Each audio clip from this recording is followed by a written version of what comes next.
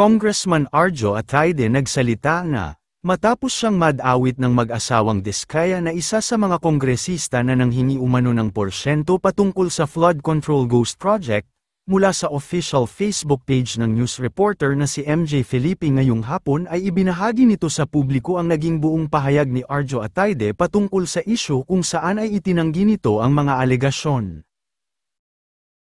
I categorically deny the allegation that I benefited from any contractor. I have never dealt with them. Hindi po totoo ang mga akusasyon na ito. I have never used my position for personal gain, and I never will. I will avail of all remedies under the law to clear my name and hold accountable those who spread these falsehoods. Mr. Curly, lahat ba itong mga binanggit mong pangalan o yan ay mga kongresista? Lahat ito, 25% ang ibigay? Kadalasan, opo. Wala bang mismo ang kongresista mismo ang pumunta sa'yo at binigyan mo ng pera? Ano po, kadalasan po, nag-uusap lang po, nag-uusap lang sa COS, pero kadalasan po, for example, si Kong Rillo, kadalasan po, binibigay ko po yun pag nag-iinuman kami, o di kaya, yung tao po niyang si Box Magalong ang pumupunta, pinipick up. Sino-sino pa dito sa mga nabanggit ng mga pangalan ng kongresista na talagang sa kanya mo pinagkasay? For example po, kay Kong Madronya na lang, for example, ano po, mismong siya po ang pumunta sa office namin at syempre pagkatapos po noon, tao na lang po niya ang nagdala ng bagay, kotse at saka personal ko rin pong dinoposit yung ano. Sino yung congressman? Kong Madronya po. Madrona o Madrona. Eliano Madrona. Sa Romblon po.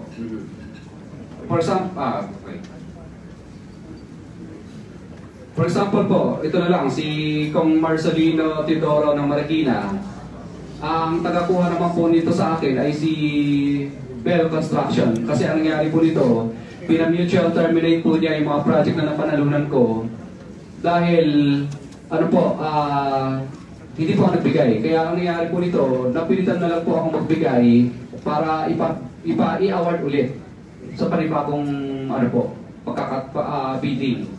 Pero na-mutual terminate na po yung project. So, nangyari po nito, mataas, siyempre, pero hindi 25%. 18% lang po. Pero po ba kayo resibo, Mr. Chair, na pag-resibo actually na corresponding document na naibigay mo na itong komisyon nila nito, o wala? Wala po resibo kasi hindi naman po sila paperless, paper trail. No paper trail po lahat ng transaction, pero meron po kaming voucher. Ang voucher po namin, ledger po pala, ledger, wait, based on ano po pong sinabi ko? Dalawang ledger? Dalawang ledger? Hindi po. Hindi po. Ledger lang po yun sa office namin. Pero siyempre po, pag pinapirma po namin sila, hindi sila pipirma doon. Kumbaga, para matandaan lang po namin na nung panahon na to at araw na to, nagbigay kami ng ganitong halaga. For our, siyempre, para malaman po na, records lang po namin. Mr. Chair, I move that we subpoena that ledger, Mr. Chair, so that we'll have a copy here in the committee, Mr. Chair. Yes, pwede mo bang ipadala sa amin kung ano man ang tawag ninyo, kung ledger, anything that will indicate the payment of the alleged commission to each and every member of Congress, subject of your sworn statement. Ang dala ko lang po dito ay summary lang po ng mga ledger. For example, Office of Presidential, ano po ibig sabihin? OPAP, ibig sabihin, Office of the President Areas Visayas, parang ganyan. Ibig sabihin ng OPAP. If I may, Mr. Curly, yung record mo ba, nagsimula, anong taon? Actually, 2022 po lahat nag-start itong record po nito. What about before 2022? Wala kang record? Wala pong, hindi po kami nagre-record kasi sumasali lang po kami sa bidding at nagpapadyaryo.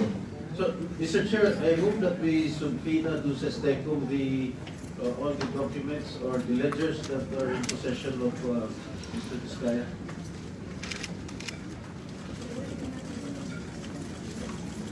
Mr. Diskaya, Seconded, Mr. Chair.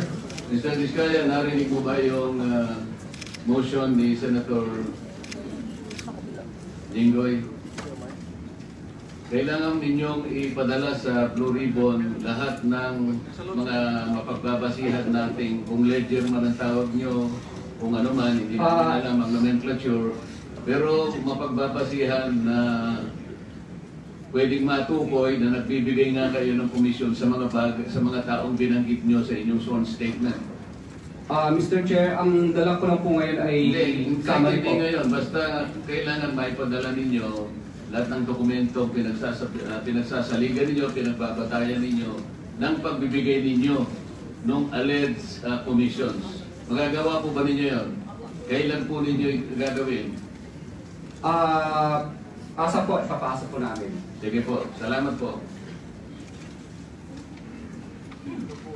Any other members who...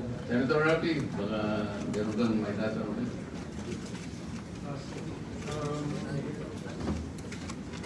Question lang para dito kasi masama yung topic ko eh.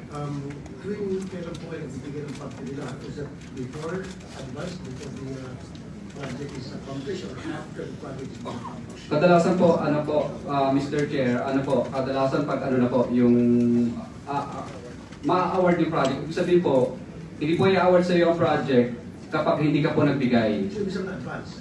Opo, parang ganun po. Minsan naman po, pag may notice to proceed na, hindi ka nila pakakolektahin, o di ka gagawin ka ng right-of-way project, right-of-way problem. Ibig sabihin, parang mutual termination ang kakarapin mo, right-of-way problem, at saka hindi ka makakolekta kapag hindi ka po, yung niloko mo sila. So in other words, pag nakapag-advance ka na, sigurado makuha mo yung project. Sigurado po. Thank you, Mr. Chair. Mr. Chair, Senator Arwin.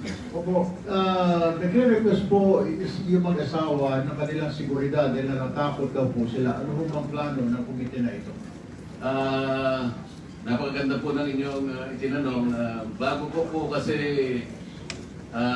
nung matanggap ko po itong sworn statement na ito ay kagad akong nakipag-ugnayan sa ating Department of Justice.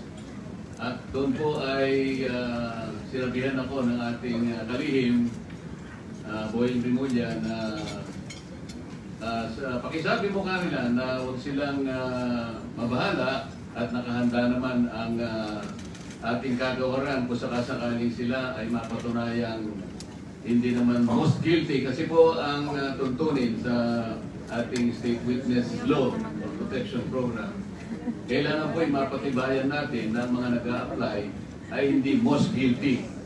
Ibig sabihin, guilty ka, ngunit hindi ikaw ang pinaka-guilty. Kasi kung kayo po yung talagang pinaka-guilty, hindi po kayo mag-qualify.